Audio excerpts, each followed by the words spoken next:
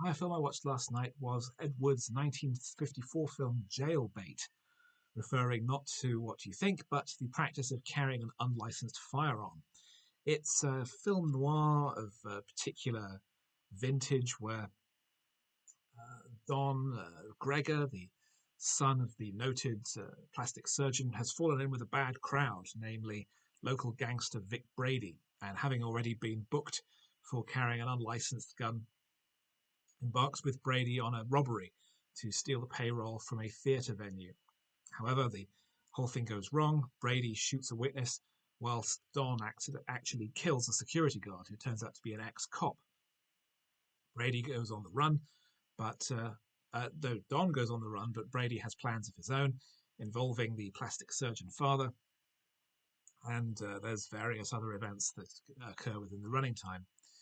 As I say, it's co-written and directed by Edward D. Wood Jr., who made the notorious Plan 9 from Outer Space, and is widely regarded as one of the worst filmmakers who ever lived.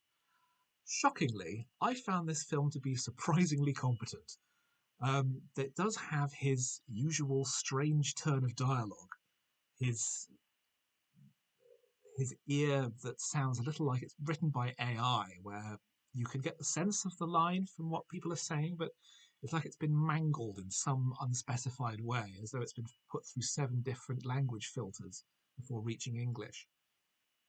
But the photography is entirely competent, the direction is straightforward and unfussy, and there's a reveal towards the end, which has to be handled with direction editing, which is actually done perfectly well. The plot is quite interesting and relatively undemanding. It's a tight film. I think it's an hour and 11 minutes, but it never feels slow. It never feels dull. The performances are mostly entirely capable. It's a perfectly acceptable, very cheap, very low budget uh, B picture of its time.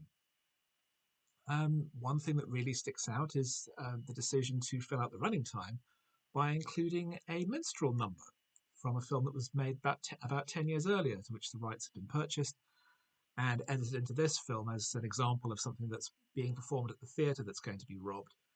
The sequence exists entirely stripped of any context of any kind. It doesn't need to be there at all. It means that the film has dated horrifically badly because, incredibly, there were still minstrel performances in blackface going on in the early 50s. In fact, the black and white minstrel show ran on the BBC until the mid 70s.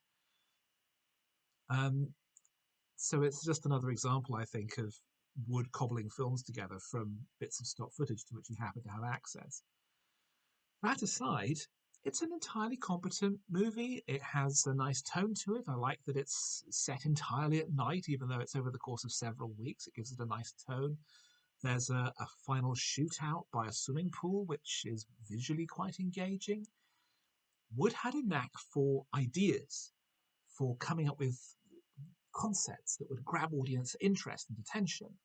He struggled to translate that into actual storytelling, but here, in only his second feature film, it actually works fairly well. It's not a bad film by any means. It has problems. It's clearly made on the cheap. It's clearly made by people who aren't necessarily the best in their field. But everyone's making an effort. Everyone's trying. There's even a makeup effect towards the end, which looks as good as anything you'd see in a movie of that time from even a big studio. So I think Wood is often unfairly maligned as someone whose imagination exceeded his capability. But here, it seems to actually all work.